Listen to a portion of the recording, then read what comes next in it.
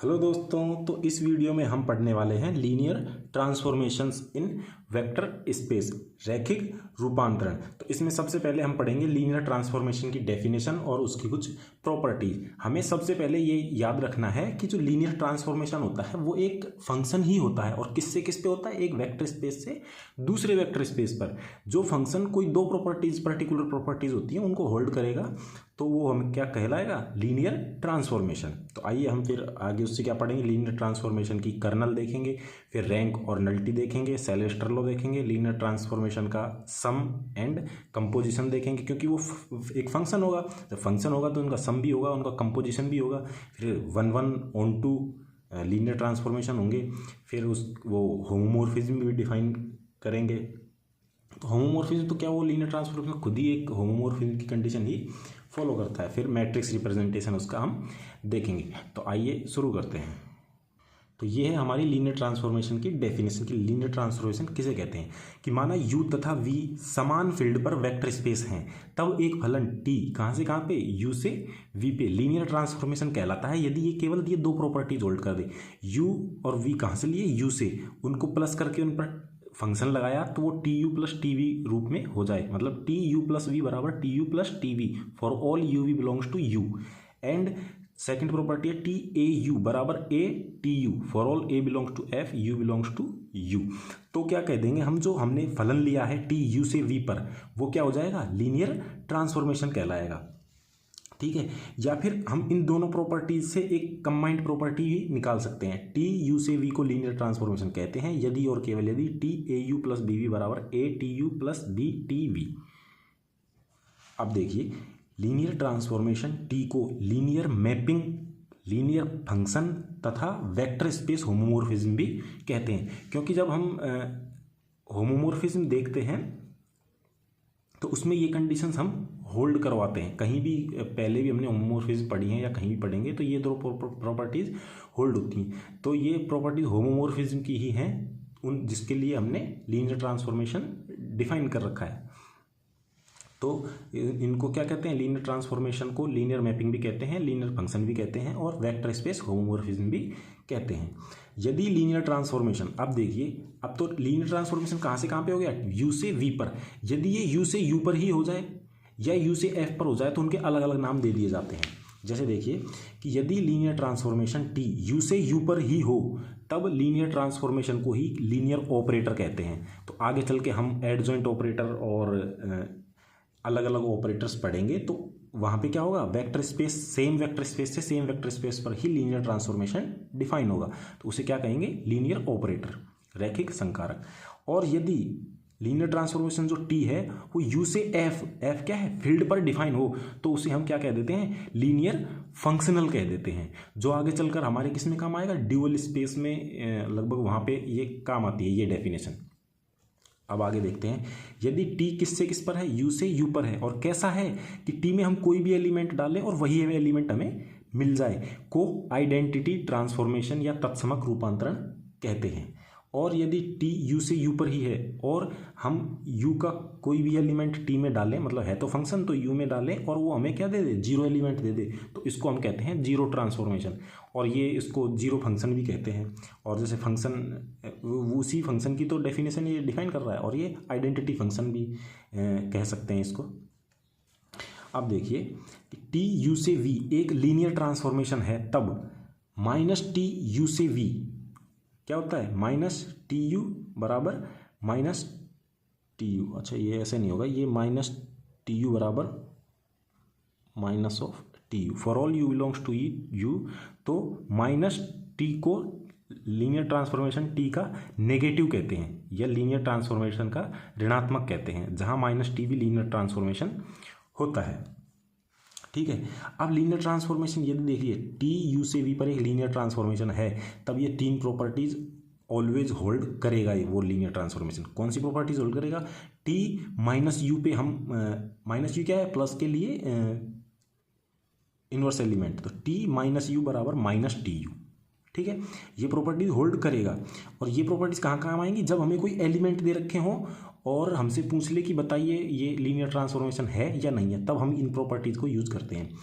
T U minus we बराबर T you minus T V, और T O you, ओ मतलब zero element of इस you का बराबर और जीरो एलिमेंट ऑफ वी, मतलब आइडेंटिटी एलिमेंट ऑफ यू बराबर आइडेंटिटी एलिमेंट ऑफ वी।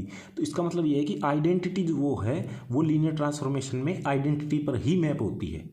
ये बहुत ही इंपॉर्टेंट एक रूल बन जाता है।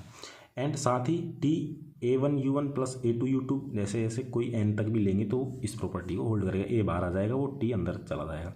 इनमें से एक भी गुण नहीं तो टी लीनियर ट्रांसफॉर्मेशन नहीं होगा। ठीक है।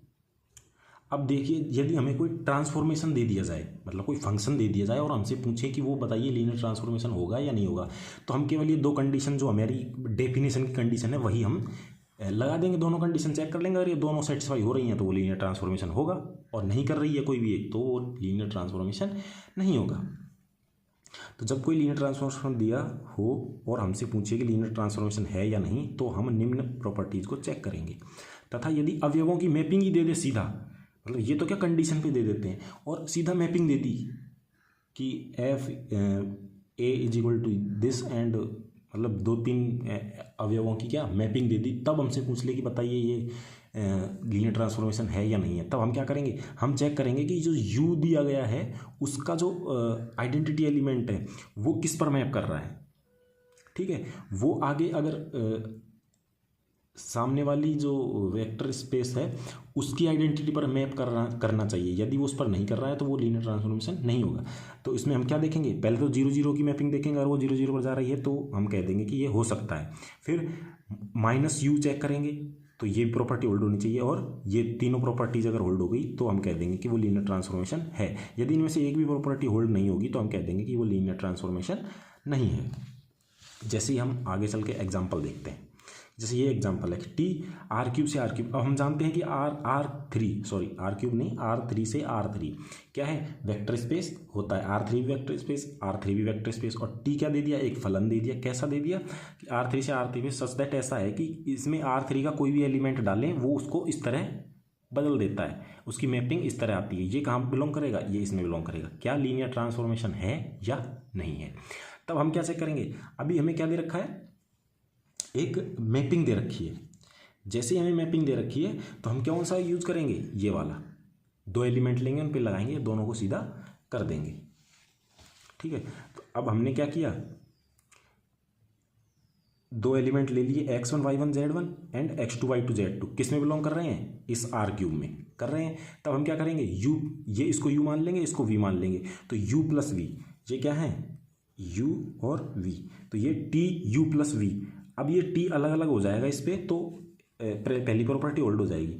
तो अब देखिए हम क्या करेंगे, टी यू प्लस वी, इसको मान लीजिए हमारे U and U plus V type का हो गया।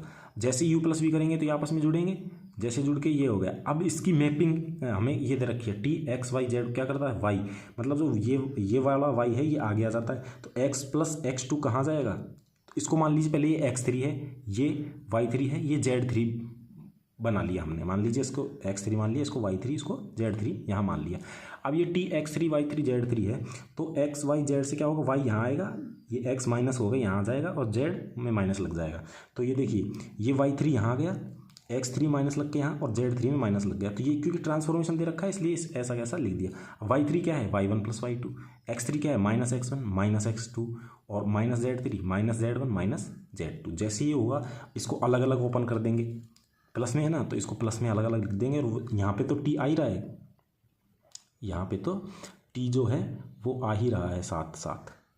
ठीक है, जैसे इस साथ साथ आएगा तो ये अलग अलग भी खुल जाएगा, टी x1 y1 z1। और देखो ये अब उल्टा कहाँ से लिखा है, यहाँ से, यहाँ ऐसा है तो इसको हम ऐसा लिख सकते हैं, y1 सॉरी यहाँ जो टी है, यहाँ इसने इसको ट्रांसफॉर्म कर दिया है तो यहाँ टी नहीं आएगा, क्योंकि ट्रांसफॉर्म करने के बाद ही ये एलिमेंट्स आए हैं, तो ये टी यहाँ से हट जाएंगे क्योंकि ये ट्रांसफॉर्म करिए। अब इस y3 को हमने खोला है, y3 को हमने y1 plus y2 minus x1 minus x2 minus z1 minus z2, जब इनको खोला है तो ये अलग अलग ऐसे लिखे जाएंगे। जैसे ही अलग अलग ऐसे लिखे जाएंगे तो हम यहाँ से कह देंगे कि y minus x minus z क्या होता है, टी एक्स वाई जेड। तो y1 minus x1 minus z1 क्या होता है, टी x1 y1 z1।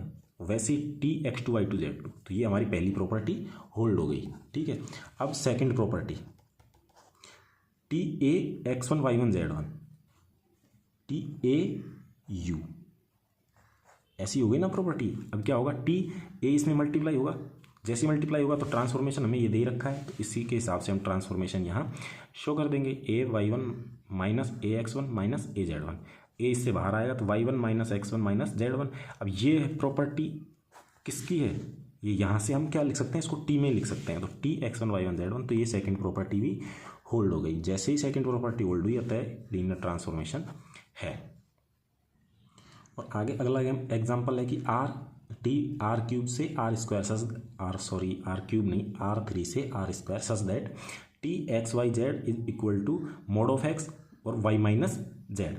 क्या ये लीनियर ट्रांसफॉर्मेशन है या नहीं है, तो हम क्या देखते हैं, पहली property T of u plus V बराबर TU प्लस TV, ये चेक करते हैं। तो TU प्लस वी हम जैसे ही करेंगे तो इसमें एलिमेंट्स ऐसे आएंगे, तो यहाँ मोड है तो mode x1 y1 minus z1, तो मोड x1 आएगा, मोड x2 को जोड़ेंगे तो देखो mod x1 plus x2 is not equal to, ये आ जाएगा। जब यही नहीं इक्वल नहीं होगा तो वो पहली कंडीशन ही हमारी फेल हो जाएगी, तो लीनियर ट्रांसफॉर्मेशन नहीं होगा। और इसको जैसे करके देखते हैं हम कि मान लीजिए x1 y1 और z1 belongs to R cube, x2 y2 z2 belongs to R cube. जब हम दोनों को TU बराबर ये और V बराबर ये TU प्लस V करेंगे तो क्या आएगा, x1 plus x2 y1 plus y2 T और z1 प्लस z2। ठीक है, अब हमें ट्रांसफॉर्मेशन कैसा दे रखा है, इस तरह का, तो ये क्या हो जाएगा, मोड x1 प्लस x2 और y1 plus y2 minus z1 plus z2, इस तरह का हो जाएगा। जैसे ही इस तरह का होगा तो अब हम क्या ये इसको इस तरह लिख सकते हैं,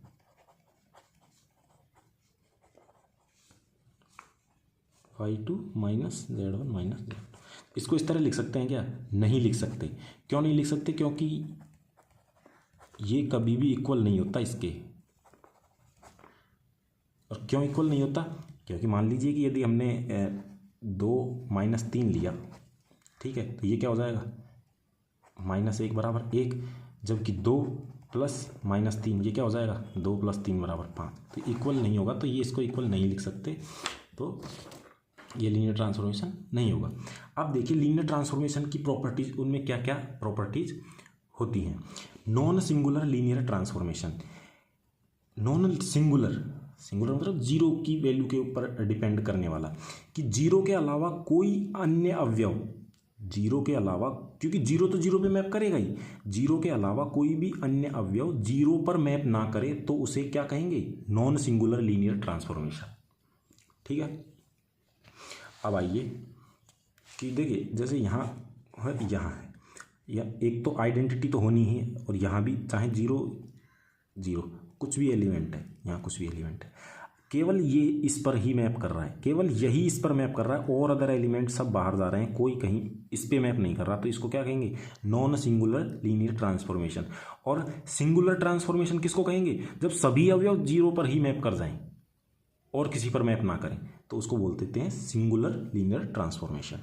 ये नॉन सिंगुलर है तो जीरो के अलावा कोई भी मैप नहीं करेगा। अब देखिए लीनियर ट्रांसफॉर्मेशन की अष्टी या कर्नल या null space of linear transformation. अब नल स्पेस है तो सीधा ही हमें याद रखना है कि लीनियर ट्रांसफॉर्मेशन में जो एलिमेंट्स यू के, वो एलिमेंट्स जो वी की आइडेंटिटी या जीरो पर मैप कर रहे हैं, उनका सेट ही हम क्या कहलाएगा, कर्नल कहलाएगा। तो देखिए टी यू से वी एक लीनियर ट्रांसफॉर्मेशन है, तब यू के उन अवयवों का सेट जिनका प्रतिबिंब या मैपिंग वी की आइडेंटिटी है, ठीक है, आइडेंटिटी एलिमेंट हो, कर्नल कहलाता है।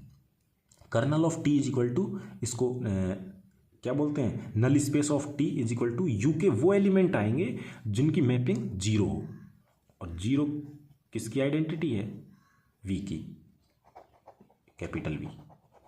तो यू से वी दिया है, U belongs to V and zero is identity, of V. Kernel of T या नल स्पेस ऑफ टी किसका सबसेट होगा? यू का सबसेट होगा। ये इंपॉर्टेंट है, इसमें ही कन्फ्यूजन रहता है कि कर्नल जो होगा या नल स्पेस जो होगा वो यू का सबसेट होगा या वी का सबसेट होगा, क्योंकि हमारी डेफिनेशन क्या करिए, यू के उन एलिमेंट्स का सेट जो वी की आइडेंटिटी पर मैप हो रहे हों, बस। तो वो किसके, कर्नल ऑफ टी हमारा किसका सबसेट होगा? यू का सबसेट होगा। ठीक है, अब देखिए रेंज सेट या image of linear transformation. Linear transformation की रेंज या इमेज किसको कहते हैं? अब रेंज होगी क्योंकि एक फंक्शन की तरह बिहेव कर रहा है, तो रेंज किसका सबसेट होगी? वी का सबसेट होगी। आइए देखते हैं, टी यू से वी एक लीनियर ट्रांसफॉर्मेशन है, तब रेंज ऑफ टी बराबर इमेज ऑफ टी होता है, बिल्कुल। जहाँ टी यू टाइप के एलिमेंट आएंगे और टी यू किस में बिलोंग करेंगे? वी में, इसमें। तो जहाँ यू क्या है? यू का एलिमेंट है, जहाँ टी यू किसका एलिमेंट आएगा? वी का। अतः range set of T is subset of V. दोनों में संबंध के रूप में ये पूछ सकते हैं। अब प्रॉपर्टीज आती हैं कि टी यू से वी एक लीनियर ट्रांसफॉर्मेशन है, तब टी इज 1 टी 1 एक ही होगा यदि और केवल यदि। ये मोस्ट इंपॉर्टेंट आपके प्रॉपर्टी है, ठीक है, कि टी 1 कब होगा? यदि और केवल यदि कर्नल ऑफ टी बराबर 0। कर्नल ऑफ टी बराबर 0 मतलब कि केवल 0 एलिमेंट ही 0 एलिमेंट पर मैप करे, तो हम कह देंगे कि जो हमारा लीनियर ट्रांसफॉर्मेशन है वो एक ही लीनियर ट्रांसफॉर्मेशन है या 1 लीनियर ट्रांसफॉर्मेशन है। ये एक ही चेक करने का सबसे बेस्ट तरीका है, केवल उसका आइडेंटिटी एलिमेंट ही आइडेंटिटी एलिमेंट पर मैप करना चाहिए, अर्थात केवल तत्समक अवयव ही तत्समक पर जाए, अन्य अवयव कहीं भी जाएं पर 0 पर आइडेंटिटी पर ना जाएं, तो हम सीधा कह देंगे कि वो एक ही लीनियर ट्रांसफॉर्मेशन है। अब देखिए वही लिखा हुआ है कि kernel of T vector space U का सब स्पेस होता है और range of T vector space V का सब स्पेस होता है, जहां टी यू से वी पर क्या है? लीनियर ट्रांसफॉर्मेशन है। ठीक है, अब देखिए कि यदि टी वी से वी पर लीनियर क्या होगा? अब लीनियर ट्रांसफॉर्मेशन तो है ही, लीनियर ऑपरेटर कहेंगे इसको, वी से वी पर लीनियर ऑपरेटर है, तो क्या होगा? तब इन कंडीशंस को ये होल्ड करेगा कि रेंज सेट ऑफ टी, जो रेंज सेट टी का रेंज सेट होगा और intersection null space of T में केवल 0 एलिमेंट्स ही आएंगे। ठीक है, और जो यदि टी मतलब जो ट्रांसफॉर्मेशन, अब सेकंड प्रॉपर्टी वापस देखते हैं कि यदि ट्रांसफॉर्मेशन ऑफ वी बराबर 0 है, तब टी वी बराबर 0 होगा, वी बिलोंग्स टू वी के लिए। जैसे ये यहाँ कोई वी एलिमेंट है, इसका ट्रांसफॉर्मेशन हमने कर दिया यहाँ, क्योंकि ये भी वी है और ये भी वी है, तो यहाँ किसी एलिमेंट पर ये गई, तब ये यहाँ एलिमेंट पर गई, तो वो एलिमेंट इसमें भी होगा। यहाँ जैसे इसमें होगा तो उसका हम ट्रांसफॉर्मेशन करेंगे तो वो कहाँ जाएगा? वो इसी के एलिमेंट पर जाएगा। अगर वो 0 आ रहा है तो इसको जो टी वी है उसको 0 होना ही पड़ेगा। ठीक है, for V belongs to V के लिए। अब देखिए, और ये कंडीशन क्यों होती है? क्योंकि इसमें range set of T intersection null space of T में केवल 0 एलिमेंट ही आता है। Rank of linear transformation. अब देखते हैं कि रैंक लीनियर ट्रांसफॉर्मेशन की रैंक किसको कहते हैं। अब यहाँ कोई मैट्रिक्स तो बन नहीं रही, तो उसकी हम रैंक फाइंड करेंगे। तो इसमें केवल सीधा है कि टी यू से वी एक लीनियर ट्रांसफॉर्मेशन है, तब रेंज सेट ऑफ टी की डायमेंशन, को ही लीनियर ट्रांसफॉर्मेशन की रैंक कहते हैं। ठीक है, और जैसे नलिटी की बात आती है तो उसमें नल स्पेस की डायमेंशन को हम नलिटी कह देंगे। सीधा सा फंडा है कि रैंक ऑफ लीनियर ट्रांसफॉर्मेशन क्या है? रेंज सेट टी की डायमेंशन को लीनियर ट्रांसफॉर्मेशन की रैंक कहते हैं। इससे डिफाइन करते हैं। अब नलिटी आ जाइए, nullity of linear transformation, T U से वी एक लीनियर ट्रांसफॉर्मेशन है, तब नल स्पेस की डायमेंशन को लीनियर ट्रांसफॉर्मेशन की नलिटी कहते हैं। इससे लिखते हैं। अब देखिए सेल्वेस्टर लॉ वही होता है, rank plus nullity is equal to, इसमें आ जाता है डायमेंशन ऑफ यू, जो कि हम वेक्टर स्पेस में भी पढ़कर आए थे। टी यू से वी एक लीनियर ट्रांसफॉर्मेशन है, तब rank plus nullity is equal to dimension of U. Rank of T plus mu of T मतलब नलिटी ऑफ टी बराबर डायमेंशन यू, ये तीनों एक ही बात हैं, उनको अलग अलग इंडिकेट किया गया है। तो डायमेंशन ऑफ यू का मतलब है जो डोमेन है ना हमारा इस फंक्शन का डोमेन, उसकी डायमेंशन है। और डायमेंशन वेक्टर स्पेस में हमने काफ़ी अच्छी तरीके से बता रखी है डायमेंशन कैसे निकालते हैं। और डायमेंशन में क्या होता है, उसकी जो इसकी जो बेसिस आएगी उसमें जितने एलिमेंट होंगे वो उसकी डायमेंशन होगी। और डायमेंशन क्या होती है, यूनिक होती है, बेसिस यूनिक नहीं होती है, बेसिस में उपस्थित अवयवों की संख्या यूनिक होती है। ये सब चीज़ें पीछे पढ़ा रखी हैं।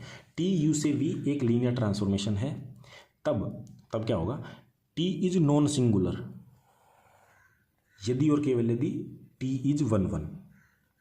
ठीक है, टी इज नॉन सिंगुलर का मतलब क्या होता है, केवल जीरो के अलावा कोई अवयव अगले वाले जो रेंज सेट जो है या कोडोमेन है उस पे उसके जीरो पर ही मैप कर रहा हो, मतलब जीरो के अलावा कोई अन्य एलिमेंट जीरो पर मैप नहीं कर रहा, तो टी क्या हो गया, नॉन सिंगुलर। टी जब टी इज नॉन सिंगुलर हो गया तो इसमें इससे क्या अर्थ निकालते हैं कि वो जीरो ही जीरो पर मैप कर रहा है। जैसे ही जीरो जीरो पर मैप करेगा तो वो क्या कहलाएगा, टी इज 1 1 कहलाएगा, जो हम पहले पढ़ कर आए हैं। जैसे ही टी 1 1 कहलाएगा या एक ही कहलाएगा तो उसका अर्थ क्या होगा, उसकी नलिटी में कितने एलिमेंट आ गए, केवल जीरो एलिमेंट ही आ गया। ठीक है, वैसे ही होता है onto, T is onto या आच्छादक। टी को आच्छादक कब कहेंगे, जब रेंज सेट ऑफ टी बराबर वी हो जाए, कंप्लीट वी ही हो जाए। और टी यू से वी पर है ना, तो इसमें क्या हो जाएगा, रेंज ऑफ टी बराबर डायमेंशन ऑफ वी, क्योंकि रेंज सेट क्या हो गया, पूरा वी हो गया, तो वी की डायमेंशन जो होगी वही क्या कहलाएगी, हमारी लीनियर ट्रांसफॉर्मेशन की रैंक कहलाएगी। जब हमें कोई लीनियर एक ट्रांसफॉर्मेशन दिया हो तो हमसे वो पूछे कि बताइए ये लीनियर ट्रांसफॉर्मेशन है या नहीं है, या एक हमें फंक्शन दिया हो और हमसे पूछ ले कि बताइए ये लीनियर ट्रांसफॉर्मेशन है या नहीं है, तो हम क्या केवल देख कर ही, हम पूरे प्रोसेस को फॉलो ना करें और केवल देख कर ही बता सकते हैं, कुछ का, हर किसी का नहीं, कुछ का बता सकते हैं। तो उनके लिए जो देख पा रहे हैं वो ये है कि कोई मैपिंग टी लीनियर ट्रांसफॉर्मेशन नहीं होगी यदि उसमें कहीं भी मोड आ जाए, जैसे इसमें मोड आ रहा था ना हमारे पिछले वाले में, तो ये क्या होगी, लीनियर ट्रांसफॉर्मेशन नहीं होगी। जब घात एक से अधिक हो जाए तो वो लीनियर ट्रांसफॉर्मेशन नहीं होगी, क्योंकि लीनियर ट्रांसफॉर्मेशन तो घात एक का ही काम होता है ना, जैसे स्क्वायर क्यूब हुआ हम नहीं लेते हैं किसमें, मैपिंग में जो फंक्शन हमें दे रखा है। एक्स क्यूब हो गया तो ये नहीं होगी, वाई स्क्वायर आ गया तो ये भी नहीं होगा। जब गुणन में दिया हो जैसे X Y Z, T X Y Z को X Y, Y minus Z Y Z, तो ये भी नहीं होगा। जब अचर का योग हो, अचर का गुणा हो तो हो सकती है, लेकिन अचर का जो योग हो जाए ना, जैसे y+7, तो ये क्या हो जाएगा, लीनियर ट्रांसफॉर्मेशन नहीं होगा। और क्यों नहीं होगा, इसमें आइडेंटिटी पर मैप नहीं कर पाएगी, क्योंकि यहाँ पे जैसे ही हम y को 0 रखेंगे, इसके जैसे हमने 0 0 0 रखा तो यहाँ क्या आ जाएगा, 0 7 आ जाएगा, तो आइडेंटिटी पर मैप नहीं कर पाएगी। तो जैसे क्वेश्चंस हैं कि कौन सा लीनियर ट्रांसफॉर्मेशन नहीं है, तो अब नहीं है तो हम होंगे उनको बाद में देखेंगे, लेकिन जो नहीं है सीधा उस पर अटैक करेंगे। तो जैसे टी R3 से R2 पर दे रखा है T X Y Z X minus Y Y plus Z, तो इसमें कोई ये ऊपर वाली कंडीशंस में से नहीं है, तो यहाँ क्या है एक्स वाई प्लस जेड, तो यहाँ भी नहीं है, एक्स स्क्वायर यहाँ आ गया तो ये हमारी लीनियर ट्रांसफॉर्मेशन नहीं होगी। ठीक है, क्योंकि इसमें स्क्वायर आ गया, और लीनियर का मतलब ही एक घात वाले समीकरण होते हैं या एक घात वाली सब चीज़ों का हम स्टडी करते हैं। अब देखिए, क्या टी R3 से R2 T X Y Z linear transformation है या नहीं है, मोड आ गया तो ये नहीं होगी। R2 से R2 एक्स वाई, अब देखिए यहाँ एक्स वाई क्या आ गया, मल्टीप्लाई में आ गया, तो इसकी घात भी देखी जाए तो 2 हो जाएगी, तो ये भी नहीं होगा। 3y है तो ये मल्टीप्लाई में है उसके, तो ये उस पर उसको इफेक्ट नहीं करेगा। टी R2 से R T X Y Z 2x minus 3y, तो ये डिपेंड कर इसमें कोई ऐसा घात का चक्कर नहीं बढ़ रहा कि एक से ज़्यादा घात हो, या कोई कांस्टेंट टर्म प्लस में नहीं आ रही, तो ये हमारा बना देगा। अब देखिए आगे क्वेश्चन है कि टी R2 से R T11 is equal to 3 T02 is equal to -2, तब T होगा, ऐसा क्वेश्चन भी आ सकता है। तो हम क्या करेंगे, जो हमारे लीनियर ट्रांसफॉर्मेशन दे रखे हैं उनमें इन एलिमेंट्स को रख के चेक कर लेंगे, अगर वो सेटिस्फाई कर देगा वही हमारा लीनियर ट्रांसफॉर्मेशन हो जाएगा। अब 1 1 को यहाँ रखें, T11, तो ये क्या हो जाएगा, 3 - 2 बराबर 1, 3 नहीं आ रहा तो ये नहीं होगा। फिर सेकंड T11, जैसे 1 1 यहाँ रखेंगे, 5 - 2, तो ये 3 आ रहा है। T01 0 और 1 - 2 ये भी आ रहा है, तो ये होगा, लीनियर ट्रांसफॉर्मेशन सेटिस्फाई कर रहा है। अब इनको भी देख सकते हैं, तो T11 क्या आ जाएगा 4 - 2, तो ये 2 आएगा, तो ये नहीं होगा। और जैसे यहाँ रखेंगे 2 - 2, तो ये भी नहीं होगा, तो ये हमारा आंसर हो जाएगा। अब आगे आइए, TR3 से R2 में TXYZ is equal to X+Y और Y+Z, तब रैंक ऑफ T क्या होगी? तो रैंक ऑफ T क्या होगी? तो अब देखिए, हम जानते हैं कि जो रैंक निकालने के लिए मैट्रिक्स की टाइप से हम करते हैं, तो वेक्टर्स को हम, ये क्या होते हैं, क्योंकि हम क्या पढ़ रहे हैं, वेक्टर स्पेस में लीनियर ट्रांसफॉर्मेशन, जो हम एलिमेंट्स लेंगे वो वेक्टर्स ही होंगे। अब इस टाइप के एलिमेंट्स हैं, इस टाइप के एलिमेंट्स हैं, तो इनको हम मैट्रिक्स में लिख देंगे। कैसे लिखेंगे? जैसे यहाँ पे जो भी है ना, ये क्या है, 3 टपल में है ना, तो हम 3 टपल के एलिमेंट्स को लिखेंगे। जबकि यहाँ क्या है, X+Y, अब Z क्या है, 0+0Z है, तो इसको 1 1 0 लिखेंगे। अब यहाँ से क्या है, Y+Z है, ये क्या होगा 0X+Y+Z, तो वहाँ 0, यहाँ 1, यहाँ 1, 0 1 1। अब इसकी रो एक्लन फॉर्म बनाकर इसकी क्या करेंगे, हम रैंक फाइंड कर लेंगे। ठीक है, तो क्या हो जाएगा, इससे हम रैंक आसानी से निकाल पाएंगे। और ये हमें ये लीनियर ट्रांसफॉर्मेशन हमें दिया हुआ होगा, तब वो रैंक हमसे पूछ सकता है। तो इस टाइप के क्वेश्चंस काफ़ी इंपॉर्टेंट होते हैं। जैसे हमें कुछ भी दे रखा हो, तो हम सीधा क्या करेंगे, उसके टपल्स हैं, जो जितने वेरिएबल्स हैं ना इस तरफ, उतने टपल्स का वो बनाएंगे। अगर वो कुछ नहीं है उसमें, तो उसको 0 ले लेंगे, उस तरह की मैट्रिक्स बनाएंगे। अब इस मैट्रिक्स को रो एक्लन फॉर्म से या डिटर्मिनेंट मेथड से इसकी रैंक निकाल लेंगे। जो इसकी रैंक आएगी वही हमारी लीनियर ट्रांसफॉर्मेशन की रैंक हो जाएगी। अब देखिए, ये ऑलरेडी ही रो एक्लन फॉर्म में है, क्योंकि लीडिंग एलिमेंट 1, जो नीचे आने वाला लीडिंग एलिमेंट ऊपर वाले लीडिंग एलिमेंट के राइट हैंड साइड पे है बिल्कुल है। तो इसकी नॉन जीरो रोज की संख्या कितनी है इसमें, 2, तो इसकी रैंक क्या हो जाएगी, 2, already in row echelon form, so rank is 2 matrix की, अतः ट्रांसफॉर्मेशन की रैंक भी 2, आंसर। इस तरीके से हम इनका क्या निकाल सकते हैं, रैंक निकाल सकते हैं। और फिर चाहे सर 3 टपल में हो, या R3 हो, R4 हो, R5 हो, R उसके अलावा भी कुछ हो तो हम वेक्टर को आसानी से निकाल पाते हैं। अब देखिए कि 2 लीनियर ट्रांसफॉर्मेशंस का सम योग कैसे होता है। जैसे T1 कहाँ से कहाँ पे है, U से V पे, और T2 U से V पे, 2 लीनियर ट्रांसफॉर्मेशन है। U सदिश समष्टि से V समष्टि पर 2 लीनियर ट्रांसफॉर्मेशन है, T1 और T2। तब T1 + T2 कैसे बिहेव करेगा, तब T1 + T2 इनका योग कर दिया, किस पर लगाएंगे इसको, लगेगा तो U पर ही, तो U का कोई एलिमेंट U लिया, तो इस तरह इसकी प्रॉपर्टीज को होल्ड करें कि T1U वो T पर डिस्ट्रीब्यूट हो जाए, T1U + T2U, जहाँ U कहाँ से बिलोंग कर रहा है, U पर, तो क्या कहेंगे, ये क्या हो जाता है, लीनियर ट्रांसफॉर्मेशन का सम कहलाता है। अब देखिए, T1 + T2 भी लीनियर ट्रांसफॉर्मेशन होता है।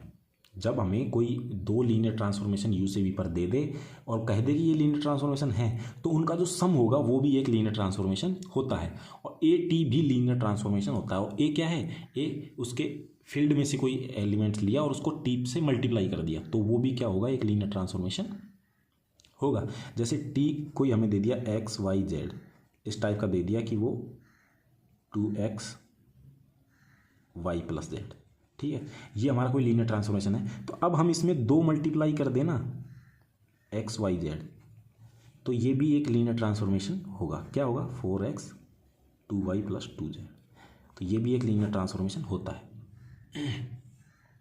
तो अब देखिए, अब रैंक के ऊपर क्या कह सकते हैं हम, जब T1 + T2 एक हमारा लीनियर ट्रांसफॉर्मेशन बन ही गया, तो वो कोई ना कोई उसकी रैंक निकाल पाएंगे हम। जैसे ही उसकी रैंक निकाल पाएंगे, तो रैंक में ये कंडीशन होती है कि rank of T1 + T2 is always less than equal to rank of T1 + rank of T2, ये इसकी कंडीशन होती है। और ये काफ़ी इम्पोर्टेंट रूल है लीनियर ट्रांसफॉर्मेशंस के ऊपर। अब देखिए, आगे चलते हैं हम। अब ये तो क्या देख लिया हमने, सम देख लिया इनका, लीनियर ट्रांसफॉर्मेशन का सम या लीनियर ट्रांसफॉर्मेशन का योग। अब देखते हैं कंपोजिशन, क्योंकि फंक्शन टाइप में होते हैं ना लीनियर ट्रांसफॉर्मेशन, तो फंक्शन कंपोजिशन प्रॉपर्टी को होल्ड करते हैं। तो कंपोजिशन या product of 2 linear transformation, T1 कहाँ से कहाँ पे है, U से V पर, और T2 V से W पर, ये केवल फंक्शन की तरह ही चलता है सीधा। तो लीनियर ट्रांसफॉर्मेशन है, तब T2 कंपोजिट विद T1 या T2 T1 भी लीनियर ट्रांसफॉर्मेशन होता है, जो कहाँ से कहाँ पे होगा, पहले T1 के पास आएगा तो U से W पर होता है। T2 composite with T1 U कैसे होता है, T2 T1 U, तो पहले किसके पास जाता है, T1 के पास, फिर T2 के पास, for all U belongs to U। तो T2 T1 कहाँ से कहाँ पे हो गया, U से W पर हो जाता है।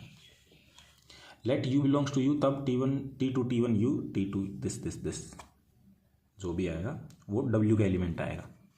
अब प्रॉपर्टीज क्या होती हैं, T1 व T2 दो लीनियर ट्रांसफॉर्मेशन कहाँ से कहाँ पे हैं, T1 U से V पर है, T2 V से U पर है। तब देखिए T2 T1 यदि एक ही है, तब मतलब 1 1 है, तब T1 भी 1 1 कहलाता है। और ये प्रॉपर्टीज हम पहले भी मतलब किसी और टॉपिक में पढ़ चुके हैं। अब T2 T1 यदि आच्छादक है, तब T2 भी आच्छादक होगा। तो ये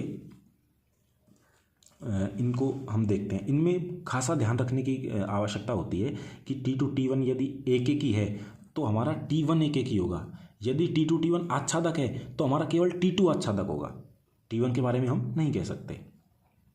वही है कि T1 U से V और T2 V से W लीनियर ट्रांसफॉर्मेशन है, तब सत्य होगा। तब कौन सा कथन सत्य होगा, तो देखिए T2 T1 1 1 तो T2 भी 1 1, T2 T1 ऑन टू तो T1 भी ऑन टू, T2 T1 1 1 तो T1 on to, T2 T1 on to तो T2 भी ऑन टू। तो ये कंडीशन यहाँ से हम देख लेते हैं। तो देखिए T2 T1 1 1 तो T1 और 1 1 होता है, तो ये रॉन्ग हो गया। T2 T1 ऑन टू तो T1 ऑन टू, ये भी गलत हो गया। T2 T1 1 1 तो T1 ऑन टू, नहीं ये गलत है। तो ये T2 T1 ऑन टू तो T2 ऑन टू, ये हमारा सही है। ये कंडीशन आप याद रखना। अब आइए, जैसे T1 क्या है, R3 से R2 पर है, और T2 किस पे है, R2 से R2 पर लीनियर ट्रांसफॉर्मेशन है। तब T1 T2 डिफाइन नहीं हो सकता। क्यों नहीं हो सकता, क्योंकि देखिए वही फंक्शन वाली कंडीशन है। जब T1 T2 में क्या होगा, पहले R2 से R2 पे जाएगा, R2 पे चला गया, अब एलिमेंट T1 के पास जाएगा, तो R2, जबकि यहाँ क्या है R3 है, तो यहाँ R2 का एलिमेंट हम रख ही नहीं सकते, इसलिए ये डिफाइन ही नहीं होगा।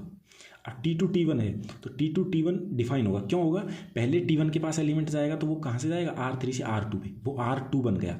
अब T2 के पास R2 को ही भेज सकता है ये, तो ये आसानी से बन जाएगा, तो ये बन जाएगा। ये T1 T2 नहीं बन पाएगा, क्योंकि T2 के पास तो एलिमेंट R2 के हैं, जबकि T1 किसको मैप करता है, R3 के एलिमेंट को, तो T1 के पास हम R2 का एलिमेंट भेज ही नहीं सकते। अब देखिए T1 वो फंक्शन वाली कंडीशन सी होती हैं, T1 U से V और T2 V से W लीनियर ट्रांसफॉर्मेशन होता है। तब रैंक के बारे में हम क्या कहेंगे, क्योंकि हमने सम की रैंक पढ़ ली, और अब जब कंपोजिशन की आ रही है तो कंपोजिशन की रैंक के बारे में देखते हैं। रैंक ऑफ T2 T1 हमेशा लेस देन इक्वल टू होती है रैंक ऑफ T2 की, ठीक है। और रैंक ऑफ T2 T1 इसके बराबर होगी, किसके बराबर, रैंक ऑफ T2 के बराबर होगी यदि T1 इन्वर्टिबल हो, ठीक है, नॉन सिंगुलर हो। और नॉन सिंगुलर आप जानते हैं केवल जीरो एलिमेंट ही जीरो एलिमेंट पर मैप करे, बाकी कोई एलिमेंट उस पर मैप ना करे, तो इसको इन्वर्टिबल कहते हैं। तो ये दोनों कंडीशन भी काफ़ी इंपॉर्टेंट बन जाती है। अब देखिए इन्वर्टिबल लीनियर ट्रांसफॉर्मेशन किसे कहते हैं, जैसे अभी टर्म आ गई तो इसको भी हम डिफाइन कर देते हैं। व्युत्क्रमणीय लीनियर ट्रांसफॉर्मेशन T इनवर्स, यदि T U से V, अब वो फंक्शन वाली बात है, 1 1 ऑन 2 एक अच्छा था हुआ, तो ये क्या हो जाएगा, व्युत्क्रमणीय लीनियर ट्रांसफॉर्मेशन हो जाएगा।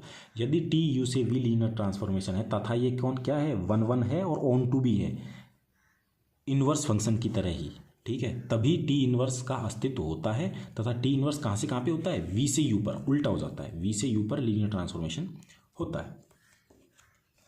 अब आप देखिए कि T R3 से R2 पर है और T2 R2 से R2 पर है, और हमें दे रखा है कि T1 ऐसा है कि एक्स वाई जेड बराबर वाई एक्स प्लस जेड, और T2 एक्स वाई बराबर 2x 3y।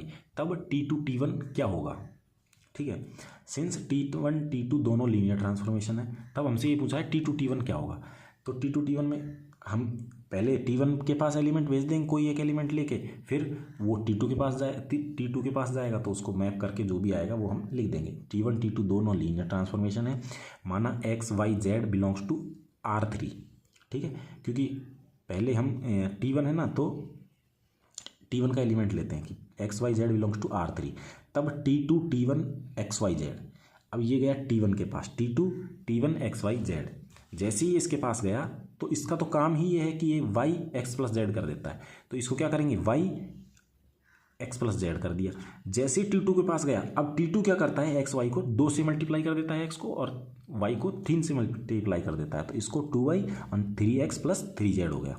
अब ये हो गया, अतः T2 T1 भी लीनियर ट्रांसफॉर्मेशन होगा। तो तब क्या पूछा, तब T2 T1 कौन सा लीनियर ट्रांसफॉर्मेशन होगा, क्योंकि देखो T1 और T2 दे रखा है, तो इस तरीके का जो ये होगा T2 T1 क्या होगा, एक्स वाई जेड बराबर, जो कि नीचे लिखा हुआ है कि T2 T1 x Y Z बराबर 2y 3x प्लस 3z, ये हमारा आंसर यहाँ से हो जाएगा। इस टाइप का हमारा लीनियर ट्रांसफॉर्मेशन ये होगा।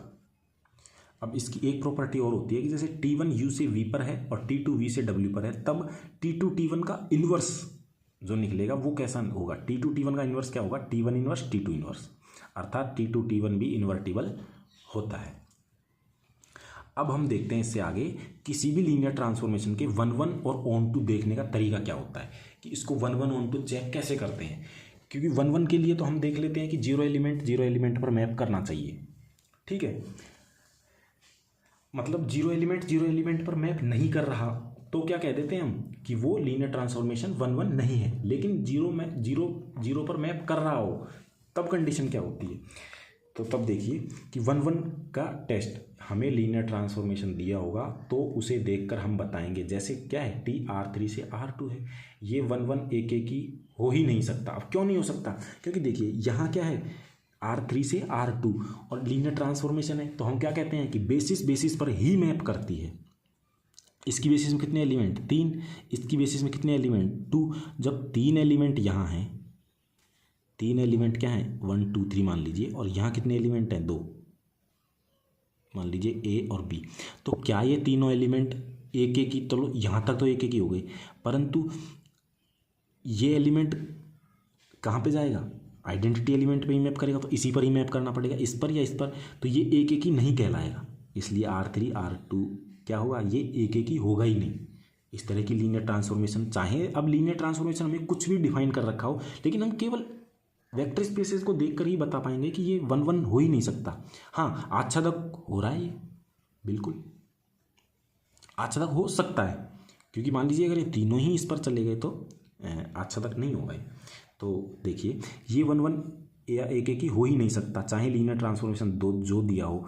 अब R3 से R4 पर, R3 पर, R5 पर 1-1 हो सकते हैं, ठीक है, क्योंकि यहाँ के बेसिस के एलिमेंट क्या होंगे 3, यहाँ के 4 3 5 6 7 ऐसे हो सकते हैं, तो उन पर एक से एक मैप कर सकता है, ठीक है, तो 1-1 ये हो सकते हैं। एग्जाम्पल देखिए, जैसे R3 से R2 पर TXYZ बराबर इस टाइप का एलिमेंट कोई दे रखा है, यह 1-1 नहीं हो सकता। क्यों नहीं हो सकता, क्योंकि R3 से R2 पे जा रहा है। यदि ये R2 से R3 पे जा रहा होता तब हम 0-0 चेक करके बता देते। अब यहाँ के हालांकि देखते ही हमें पता चल रहा है कि 0-0 कहाँ पे मैप कर रहा है, 0-0 पर, लेकिन ये भी तो आप देखिए कि ये 1-1 हो ही नहीं सकता। वही फंक्शन वाली कंडीशन है, 1-1 होने के लिए एक से एक ही मैप करना चाहिए। और हम यहाँ क्या देखते हैं, यहाँ बेसिस के एलिमेंट्स को ही सीधा देख के बता देते हैं। Dimension of U is not equal to dimension of V. अब ऑन टू के लिए हम मैट्रिक्स बनाएंगे, ठीक है, ऑन टू के लिए मैट्रिक्स बनाएंगे, और इसकी मैट्रिक्स हम जानते हैं इसकी मैट्रिक्स कैसे बनती है। अब जैसे ये XYZ है, यहाँ पे 3 वो है ना, तो यहाँ पे X0 Y0 और Z के लिए 1 लिखेंगे, तो 0 0 1 लिख दिया। यहाँ पे X के लिए 2, Y के लिए 1, Z के लिए 0 2 1 0। अब ये मैप हमने बना ली। अब इसकी रो एक्लन फॉर्म निकालेंगे, और यदि इसकी रैंक फुल रैंक मैट्रिक्स बन जाएगी ये, ठीक है, यदि ये फुल रैंक मैट्रिक्स बन जाएगी तो इसको क्या कहेंगे, ऑन टू कह देंगे। और यदि ये फुल रैंक मैट्रिक्स नहीं बनेगी तो इसको क्या कहेंगे, नॉट ऑन टू। इसको फिर से देखते हैं हम। तो देखो 1 1 तो ये होगा नहीं। ऑन टू के लिए हम क्या बनाएंगे, एक मैट्रिक्स बनाएंगे। मैट्रिक्स किससे बनाएंगे, जो हमें मैपिंग दी गई है। तो यहाँ 3 टपल्स में है तो 3 क्रॉस 3 की हम मैट्रिक्स 3 क्रॉस, अब यहाँ 2 आ रहा है तो 3 क्रॉस 2 की मैट्रिक्स बनेगी। तो एक्स वाई जेड, तो एक्स क्या है 0, वाई क्या है 0, जेड क्या है 1, मल्टीप्लायर की वो क्या बनाते हैं इनके कोफिशिएंट्स की। तो 0 0 1, यहाँ पे एक्स का मल्टीप्लायर 2, यहाँ 1 और जेड का 0, 2 1 0। अब इसकी क्या रैंक फाइंड करेंगे, और रैंक कैसे फाइंड करेंगे, आप चाहें जिससे भी मेथड से, रो एक्लन फॉर्म से फाइंड कर लीजिए या डिटर्मिनेंट मेथड से फाइंड कर लीजिए। जब इसकी रैंक हमारे पास क्या निकल के आए, फुल रैंक मैट्रिक्स। और फुल रैंक मैट्रिक्स क्या होती है, जब m क्रॉस n में जो मिनिमम है वही उसकी रैंक हो जाए। तो इसको जैसे 2 और 3 है तो इसकी अगर रैंक 2 हो गई तो हम कह देंगे ये फुल रैंक मैट्रिक्स है, तो ये ऑन टू हो जाएगी। ये अगर 2 से कम इसकी रैंक आ गई तो हम कह देंगे कि ये क्या हो जाएगी, ऑन टू नहीं होगी या फुल रैंक मैट्रिक्स नहीं होगी। तो अब इसको हम देखिए डिटर्मिनेंट मेथड से निकाल लेते हैं इसकी रैंक। तो 2 क्रॉस 2 का जो माइनर निकालेंगे, तो मान लीजिए इसका माइनर यहाँ से यहाँ तक माइनर लेते हैं तो वो 0 बना देगा। लेकिन यहाँ से और यहाँ तक का माइनर लेंगे तो 0 से मल्टीप्लाई 0 -1, 0 - 1 इज इक्वल टू -1। तो इसका डिटर्मिनेंट क्या आ जाएगा, इसका जो डिटर्मिनेंट आएगा जो 0 1 1 0 इज नॉट इक्वल टू 0। ठीक है, तो ये क्या हो जाएगा, इसकी रैंक क्या आ गई, रैंक बराबर 2, जो कि फुल रैंक मैट्रिक्स है, फुल रैंक मैट्रिक्स। जैसे ये फुल रैंक मैट्रिक्स हो गई तो हम क्या कह देंगे कि ये क्या है, ऑन टू है। ठीक है, फुल रैंक मैट्रिक्स, तो ये क्या हो जाएगी, ये ऑन टू हो जाएगी, ऑन टू है। अब देखिए यदि मैट्रिक्स n क्रॉस n है तब पूरा मतलब ये रैंक निकालने के बारे में भी बताया गया है। तो आप एक बार रैंक निकालना ठीक से देख लें, ज़्यादा बड़ी वीडियो नहीं है, उसको देख के आप आसानी से रैंक निकालना जान सकते हैं। यहाँ फिर रैंक का काम रह जाता है। अब वो रैंक आप किस मेथड से निकाल रहे हैं वो कोई इशू नहीं है, चाहे जिस भी मेथड से आप निकालें वो रैंक आसानी से निकाल पाएंगे लीनियर ट्रांसफॉर्मेशन की भी। जैसे ही रैंक फुल रैंक मैट्रिक्स आती है तो हम कह देंगे ऑन टू है, नहीं तो ऑन टू नहीं है। ये उसी के बारे में लिखा हुआ है। और देखिए यदि n क्रॉस n क्या है, मैट्रिक्स है, तब मॉड्यूलस नॉट इक्वल टू 0 आ जाए तो ऑन टू होगा। और क्यों होगा, क्योंकि ये फुल रैंक मैट्रिक्स बन जाएगी। जैसे ही फुल रैंक मैट्रिक्स बनेगी तो हम कहते हैं कि वो ऑन टू है। परंतु यदि n क्रॉस n है, तब की बात कर रहे हैं हम, n क्रॉस n है और उसका मॉड्यूलस 0 आ गया तो ना तो वो 1 1 होगा और ना ही वो ऑन टू होगा। ठीक है, अर्थात फुल रैंक मैट्रिक्स तो onto, otherwise not onto. अब देखिए जैसे T R3 से R3 पर ऐसा हमें ये दिया गया है, तब चेक करें 1 1 है या ऑन टू है। अब देखिए R3 से R3 है और 0 0 पर मैप कर रहा है, तो R3 से R3 1 1 हो सकता है। हम इसका 0 0 पर मैप करने वाली कंडीशन को उसमें यूज़ करते हैं जहाँ 1 1 हमें नहीं दिखाना होता। अगर यहाँ 0 0 पर मैप नहीं कर रहा होता तो हम कह देते 1 1 नहीं है, लेकिन 0 0 पर मैप कर रहा है, तब हम क्या करेंगे, हम सीधा मैट्रिक्स बना के 1 1 ऑन टू चेक कर लेंगे। और 1 1 ऑन टू चेक करने के लिए हम क्या करते हैं, सीधा ये मॉड्यूलस अगर 0 तो ना तो 1 1 ना ऑन टू। अब देखिए सीधा हम इसकी क्या बनाएंगे, मैट्रिक्स बनाएंगे और यहाँ से मैट्रिक्स हम बना देंगे। तो 1 -1 0 0 1 -1 और -1 0 1, तो ये हमारी मैट्रिक्स बन गई। अब इसकी हम रैंक फाइंड करेंगे। तो रैंक फाइंड करने के लिए क्या करेंगे, n क्रॉस n है तो इसका पूरे का बड़े से बड़ा माइनर खुद होगा। जैसे उसका माइनर निकालेंगे तो वो क्या आ गया, 0 आ गया। जैसे ही ये 0 आ गया तो हम कह देंगे कि ये ना तो 1 1 है और ना ही ऑन टू है। तो ये इंपॉर्टेंट रूल है ये, ठीक है। तो ये ना ही 1 1 है ना ही ऑन टू है उस रूल से। अब देखिए जैसे ये है कि यदि T R2 से R3 पर या Vn से Vm पर, जहाँ n क्या है, छोटा है m पे, तब ऑन टू हो ही नहीं सकती। क्यों नहीं हो सकती, जैसे R2 से R3, इसकी बेसिस में 2 एलिमेंट, इसकी बेसिस में 3 एलिमेंट, तो ये 2 कहाँ जाएंगे, 1 2, तो एक एलिमेंट तो खाली रह गया ना, इसलिए ये ऑन टू हो ही नहीं सकती। वो फंक्शन वाली कंडीशन सी है बस। T R3 से R2 एक लीनियर ट्रांसफॉर्मेशन है, तब T X Y Z X Y, तब T इनवर्स क्या होगा, ठीक है। अब उसने बोल दिया टी इनवर्स क्या होगा, तो टी इनवर्स क्या होता है, जो लीनियर ट्रांसफॉर्मेशन दिया गया है वो 1 1 होना चाहिए और ऑन टू होना चाहिए, जबकि हम यहाँ से देख पा रहे हैं कि ये 1 1 तो है ही नहीं, तो टी इनवर्स एग्जिस्ट ही नहीं करेगा। ठीक है, since dimension of U greater than dimension of V, इसलिए नॉट 1 1। अब ये 1 1 नहीं है, ऑन टू है नहीं है, वो बाद की बातें हैं। तथा टी इनवर्स होने के लिए टी को 1 1 में ऑन टू दोनों होना चाहिए था, अतः टी इनवर्स एग्जिस्ट ही नहीं करेगा। अब देखिए आगे सॉरी, यदि एक लीनियर ट्रांसफॉर्मेशन टी यू से वी पर 1 1 ऑन टू दोनों है तो टी को यू से वी पर तुल्यकारिता कहते हैं। कोई फंक्शन है वो 1 1 ऑन टू हो जाता है, जैसे ये लीनियर ट्रांसफॉर्मेशन तो पहले से दिया हुआ है और ये क्या हो गया 1 1 और ऑन टू भी हो गया, तो लीनियर ट्रांसफॉर्मेशन को क्या बोलते हैं हम, होमोमॉर्फिज्म तो बोलते ही हैं। अब होमोमॉर्फिज्म में 1 1 और ऑन टू कंडीशन ऐड होते ही हम क्या कह पाते हैं कि ये आइसोमॉर्फिज्म है, मतलब तुल्यकारिता है, तथा इसे यू आइसोमॉर्फिक टू वी से लिखते हैं। सिंस टी लीनियर ट्रांसफॉर्मेशन है जिसे होमोमॉर्फिज्म भी हम कहते हैं, क्योंकि टी होमोमॉर्फिज्म तो था ही, उसके साथ 1 1 ऑन टू कंडीशन और जुड़ गई, तो वो क्या बन गया, तुल्यकारिता या आइसोमॉर्फिज्म।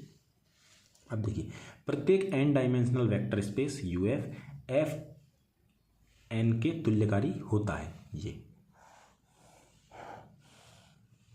जहां यू क्या है, एन डायमेंशनल वेक्टर स्पेस है। अर्थात यदि लीनियर ट्रांसफॉर्मेशन में यू तथा वी की डायमेंशन समान नहीं हो तो आइसोमॉर्फिक नहीं होगा। ठीक है, जहां यू क्या दे दिया, एन डायमेंशनल, ये एन डायमेंशनल और ये एन डायमेंशनल है ही, तो ये क्या हो जाएगा, तो ये आइसोमॉर्फिक हो जाएगा। अर्थात यदि लीनियर ट्रांसफॉर्मेशन में यू तथा वी की डायमेंशन समान है तभी क्या हो सकता है, वो आइसोमॉर्फिक हो सकता है। यदि डायमेंशन समान नहीं है ना तो वो कभी आइसोमॉर्फिक तो हो ही नहीं सकता। हाँ, वो लीनियर ट्रांसफॉर्मेशन बन सकता है, होमोमॉर्फिज्म बन सकता है, सिंस चूंकि यदि डायमेंशन समान नहीं तो या तो वो 1 1 नहीं होगा और या ऑन टू नहीं होगा, सीधी सी बात है।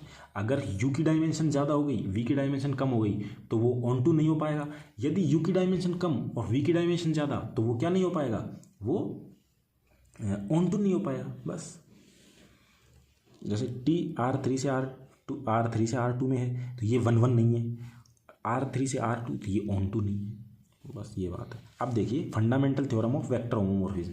अब होमोमॉर्फिज्म जहाँ जहाँ भी हमने पढ़ी है तो फंडामेंटल थ्योरम हमने पढ़ी है, जिसमें कोसेंट स्पेस टाइप के, कोसेंट ग्रुप टाइप के, कोसेंट रिंग टाइप के हमने एलिमेंट्स देखे थे। Fundamental theorem of vector homomorphism, सदिश समाकारिता की मूलभूत प्रमेय। यदि टी यू से वी एक लीनियर ट्रांसफॉर्मेशन है तब U upon kernel of T isomorphic to T V, T U sorry, ये इसकी फंडामेंटल थ्योरम होती है। इसका मतलब U upon kernel T isomorphic to range set of T, ये होता है range set isomorphic to some quotient space. ये भी इसका मतलब सीधा डेफिनेशन की क्या है, ये थ्योरी है। ठीक है, अब जो हम निकाल रहे हैं, अब ये कोसेंट स्पेस सब स्पेस टाइप के या उसमें, ये हम पहले पढ़ चुके हैं कि dimension of V upon W बराबर dimension of V minus dimension of W, ये वेक्टर स्पेस में हम पढ़ चुके हैं, जहाँ डब्ल्यू वी का क्या है, सब स्पेस है। यदि एम सदिश समष्टि वी एफ की उप समष्टि है तथा डायमेंशन ऑफ वी बराबर एन एवं dimension of V upon M बराबर आर, तब डायमेंशन ऑफ एन, तो इसमें रख के हम आसानी से निकाल सकते हैं। ये हमारा फॉर्मूला होता है, ये हमें दिया हुआ है, ये हमें दिया हुआ है, मतलब ये हमें दिया हुआ है तो ये हमें निकालना है, तो आसानी से इधर उधर करके निकाल लेंगे। अब देखिए v क्या है, R3 एक सब स्पेस है और W क्या है, उप समष्टि है। कैसी है, A00 बिलोंग्स टू R3 एवं तब dimension of V upon W, तब dimension of V upon W क्या होगा। देखिए अब इसकी डायमेंशन क्या है, इसकी डायमेंशन 1 दिख रही है हमें, क्योंकि एक ही वेरिएबल है तो इसकी डायमेंशन 1 है। इसकी डायमेंशन क्या है, 3, तो वही v की डायमेंशन 3, w की डायमेंशन 1, तो dimension of v upon w 3 - 1 = 2, ये हमारा आंसर हो जाएगा। अब देखिए लीनियर ट्रांसफॉर्मेशन का मैट्रिक्स रिप्रेजेंटेशन या आव्यूह रूप। अब देखिए कि t क्या है, u m से v m, यहाँ m और n क्यों लगाए हैं, इसकी डायमेंशन को दिखा रहा है कि ये u से v पर एक लीनियर ट्रांसफॉर्मेशन है जहाँ u तथा v दोनों फाइनाइट हैं, फाइनाइट डायमेंशनल वेक्टर स्पेस है, तथा बी क्या है, यू की बेसिस है, और बी डैश दोनों यू तथा वी की बेसिस हैं अलग अलग। यू की बेसिस ये, वी की बेसिस ये, अलग अलग बेसिस हैं और ऑर्डर्ड बेसिस हैं। तब यदि किसी यू बिलोंग्स टू यू के लिए टी यू बिलोंग कर जाए वी में, करता है जो लीनियर ट्रांसफॉर्मेशन तो इसमें बिलोंग करेगा ये, अतः टी यू को वी की बेसिस के लीनियर कॉम्बिनेशन में लिख सकते हैं। अब जो हमारे पास जो भी हम मैपिंग यहाँ से यहाँ पे कर रहे हैं, तो इसका कोई यू एलिमेंट लेते हैं तो वो वी में एग्जिस्ट करेगा। जैसे ही वो वी में एग्जिस्ट करेगा तो हम उसको किस में लिख सकते हैं, क्योंकि फाइनाइट डायमेंशनल वेक्टर स्पेस है तो इसकी बेसिस के लीनियर कॉम्बिनेशन में इस टी यू को हम लिख सकते हैं।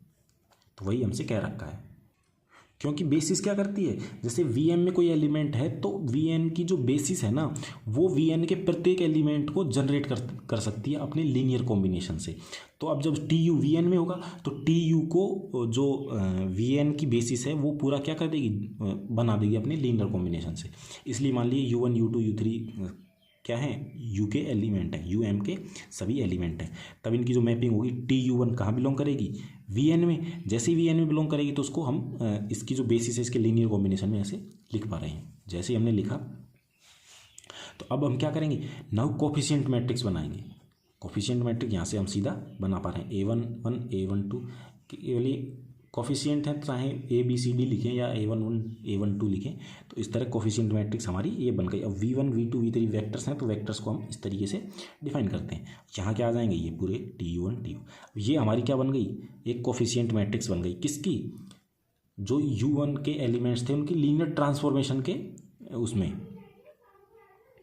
किसमें, रेफरेंस में। अब इस कोफिशिएंट मैट्रिक्स के ट्रांसपोज को ही लीनियर ट्रांसफॉर्मेशन की मैपिंग कहते हैं। अब जो ये लीनियर ट्रांसफॉर्मेशन की मैपिंग ये आई है, इसका ट्रांसपोज जैसे ही लेंगे वो हमारी क्या कहलाएगी, लीनियर ट्रांसफॉर्मेशन की मैट्रिक्स कहलाएगी। इसका जब ट्रांसपोज लेंगे तो देखिए A11 A12 A1n तो ये यहाँ आ जाएगी और ये ऊपर चली जाएगी, A11 A12 A3। ट्रांसपोज लेना आप मैट्रिक्स का जानते हैं। तो ये हमारी क्या हो गई, ये हो गई हमारी लीनियर ट्रांसफॉर्मेशन की मैट्रिक्स, जो हमें लीनियर ट्रांसफॉर्मेशन दिया गया है। आगे हम एग्जांपल करेंगे तो उससे और अच्छा क्लियर हो जाएगा ये। और इसको लिखते ऐसे हैं, ठीक है, matrix representation of linear transformation. अब जैसे एग्जांपल है कि टी कहाँ से कहाँ पे दे रखा है, R2 से R2 पर एक लीनियर ट्रांसफॉर्मेशन है, जो कि कैसा है कि TXY = Y0। तब लीनियर ट्रांसफॉर्मेशन का मैट्रिक्स रिप्रेजेंटेशन क्या होगा, तो हम क्या करेंगे, पहले u की बेसिस लिखेंगे, पहले मतलब ये हमारे लिए u होगा, ये v होगा, इसकी बेसिस लिखेंगे, इसकी बेसिस लिखेंगे, और हमें दिया गया है R2 दोनों की बेसिस समान होगी। पहले हम क्या लिखेंगे बेसिस, तो R2 की बेसिस ये 1001 और इस R2 v की बेसिस 1001। अब हम क्या करेंगे, इस बेसिस की मैप निकालेंगे, इस बेसिस का मैपिंग निकालेंगे।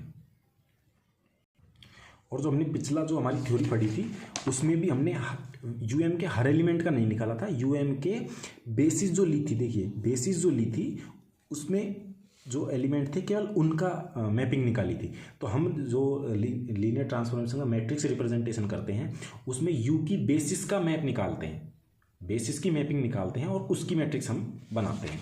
तो यहाँ भी हम क्या करेंगे, अब R2 की जो बेसिस है उसकी मैप हम निकालते हैं T10 से यहाँ क्या बनाएगा, x को तो ये y बना देगा, तो x की जगह तो हम y लिख देंगे, तो y क्या है 0, तो 0 लिख दिया, और यहाँ पे 0 आएगा तो ये 0 0 हो गया। और इसको क्या करेंगे, अब लीनियर कॉम्बिनेशन में लिखेंगे, लीनियर कॉम्बिनेशन में इस वाले के यहाँ सेम है तो α1 10 प्लस α2 01, तो ये क्या आ जाएगा। अब ये 0 0 कब हो सकता है, जब हम α1 को 0 लें और α2 को भी 0 लें, तभी ये 0 0 हो सकता है। इसलिए इसको इस तरह लीनियर कॉम्बिनेशन में लिख सकते हैं। अब देखिए सेकंड एलिमेंट जो बेसिस का है T01, तो इसको क्या बना देगा, 01 को 10 बना देगा, 10। अब किसके लीनियर कॉम्बिनेशन में लिखना है, इसके, तो 10 01 β1 β2। अब β1 और β2 हम क्या लें कि हमारे पास ये बन जाए, तो β1 को हमें 1 लेना होगा और β2 को 0, तभी 0 बनाएगा। अगर कुछ भी ले लेंगे तो ये मल्टीप्लाई होगा, यहाँ पे कुछ वैल्यू आ जाएगी। तो अब हम क्या करेंगे, ये हमारे पास आ गए। तो अब हम इनके जो मल्टीप्लायर हमने लिए हैं इनको लेके मैट्रिक्स बनाएंगे, क्योंकि देखिए यहाँ भी हमने जो ये लिए थे A11 A12 A12 A1n, उन्हीं की मैट्रिक्स हमने बनाई थी। जो हमने लीनियर कॉम्बिनेशन लिखने में α1 α2 या β1 β2 जो यूज किए हैं उनकी मैट्रिक्स हमने बना दी। अब इसका क्या करेंगे, हम ट्रांसपोज ले लेंगे।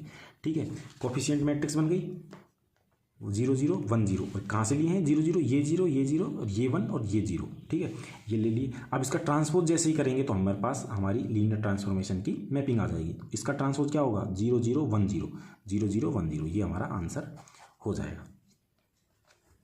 अब देखिए इसी तरीके से, अब जैसे मान लीजिए कि R3 से R2 पर एक लीनियर ट्रांसफॉर्मेशन है और ऐसा दिया हुआ है कि ये हमारा लीनियर ट्रांसफॉर्मेशन है, तब matrix representation of linear transformation क्या होगा। तो हम क्या करेंगे, पहले R3 की बेसिस लिखेंगे। तो ये हमारे पास R3 की बेसिस आ गई, ये होती है R3 की बेसिस 1 0 0 0 1 0 0 0 1 होती है। R2 की बेसिस 1 0 और 0 1 हमारे पास होती है। अब क्या करते हैं, जो बेसिस है इसका मैप निकालते हैं इसमें। तो T1 0 0 की मैपिंग निकालेंगे तो वो क्या हो जाएगा, x + y 1 and y - z 0 बराबर 1 0। अब ये 1 0 जो है ये कैसे आया, ठीक है, तो ये कैसे आया, तो यहाँ हम क्या लेंगे, पहले तो 1 0 और 0 1 प्लस लिखेंगे। अब इसमें क्या मल्टीप्लाई करेंगे, तो देखिए यहाँ α1 α2 लिखना होगा ना, तो यहाँ तो करेंगे 1 मल्टीप्लाई और यहाँ करेंगे 0 मल्टीप्लाई। ठीक, अब जैसे T0 1 0, तो ये क्या बनाएगा, यहाँ से देखेंगे जो हमें मैपिंग दी गई है। तो x + y क्या होता है 0 + 1 1 and y - z 1 1 is equal to 1 1। और ये क्या किससे बनेगा, इससे बनेगा जो B2 जो R2 की बेसिस है 1 0 + 0 1। अब β1 β2 क्या लिखेंगे कि हमें 1 1 मिले, तो यहाँ पे हमें लिखना होगा 1 और यहाँ भी लिखना होगा 1, तभी जाके ये बनेगा। और तीसरा एलिमेंट क्या है 0 0 1 0 0 1 इज इक्वल टू क्या बनाएगा ये x + y 0 और y - z -1 बराबर क्या आ जाएगा 0 -1। अब इसमें क्या करेंगे, इससे एलिमेंट बनाएंगे 1 0 और 0 1, क्योंकि अब ये जो ट्रांसफॉर्मेशन आया है यहाँ से हमने ट्रांसफॉर्मेशन कर दिया तो ये कहाँ पहुँच गया R2 में, और R2 की बेसिस ही तो बनाएगी फिर जो R2 के एवरी एलिमेंट हो, इसलिए हम ये ऐसा कर रहे हैं। जैसे ही आया तो अब इसमें क्या लिखना होगा हमें, यहाँ पे अल्फा बीटा गामा मान लीजिए, γ1 γ2 क्या लिखें, कोफिशिएंट क्या लगाएं, तो यहाँ 0 आना चाहिए, तो यहाँ तो हम 0 ही लगाएंगे। और यहाँ -1 आए तो यहाँ हमें क्या लगाना पड़ेगा -1, तभी जाके ये बनेगा। अब क्या लिखेंगे, कोफिशिएंट्स की मैट्रिक्स, कोफिशिएंट मैट्रिक्स कैसी बनेगी 1 0 1 1 और 0 -1। ठीक है, ये बन गई। अब क्या करेंगे, लीनियर ट्रांसफॉर्मेशन की मैट्रिक्स रिप्रेजेंटेशन। ठीक है, उसमें क्या करते हैं, हम सीधा ट्रांसपोज कर देते हैं। ठीक है, तो इसका ट्रांसपोज जो हमारी ये आई है इसका ट्रांसपोज करेंगे तो क्या कैसे बनेगा 1 0 1 1 0 -1, ये हमारा आंसर हो जाएगा। ठीक है, तो इस तरीके से हम करते हैं। अब ये हमारा लास्ट पेज है। रो स्पेस किसे कहते हैं, एक सदिश समष्टि VF matrix A m × n की पंक्तियों से जनरेट हो जाए तो इस VF को रो स्पेस कहते हैं, जो कि Fn का सब स्पेस होता है। ये केवल डेफिनेशन है, आप इतना ध्यान रखना कि कोई भी सदिश समष्टि या वेक्टर स्पेस किसी मैट्रिक्स के केवल पंक्तियों से ही, केवल रो से ही जनरेट हो जाए तो उसे हम रो स्पेस कहते हैं, और केवल इस कॉलम से ही जनरेट हो जाए तो उसे कॉलम स्पेस कहते हैं। ऑर्थोगोनल कॉम्प्लीमेंट किसे कहते हैं, कॉम्प्लीमेंट तो हम जानते ही हैं कि जो मान लीजिए VF कोई वेक्टर स्पेस है और W कोई उसका सब स्पेस है, तब W' को हम कॉम्प्लीमेंट कहते हैं W का, यदि W + W' बराबर V हो जाए, जो हम वेक्टर स्पेस की डेफिनेशन में पढ़ रखा है कि यदि VF एक वेक्टर स्पेस है तथा W व W' दो सब स्पेस इस प्रकार हैं कि W + W' बराबर V, it's such that W plus W dash is equal to V बना दे और इनका जो इंटरसेक्शन में जो एलिमेंट हो केवल आइडेंटिटी एलिमेंट ही हो। और सेकंड क्या है, अब ये तो क्या होती है कि कॉम्प्लीमेंट की डेफिनेशन होती है। अब ऑर्थोगोनल कॉम्प्लीमेंट के लिए क्या होता है, ये W और W डैश आपस में ऑर्थोगोनल हो, मतलब क्योंकि अब देखिए वेक्टर स्पेस में बात करें तो इनके एलिमेंट्स होंगे वो वेक्टर्स ही होंगे। वेक्टर्स जब होंगे तो वेक्टर कब ऑर्थोगोनल होते हैं, जब उनका डॉट प्रोडक्ट जीरो आ जाए। तो WI डॉट WJ बराबर zero for all WI belongs to W1 and WJ belongs to W2। तो W1 W व W डैश एक दूसरे के ऑर्थोगोनल कॉम्प्लीमेंट कहलाते हैं। ठीक है, तो ये हमारा क्या हो गया, लीनियर ट्रांसफॉर्मेशन की पूरी थ्योरी हो चुकी है। तो इससे आगे हम diagonalisable operator, dual space, inner product inner product space वगैरह काफ़ी और टॉपिक्स हैं, उनको भी पढ़ेंगे। तो थैंक यू।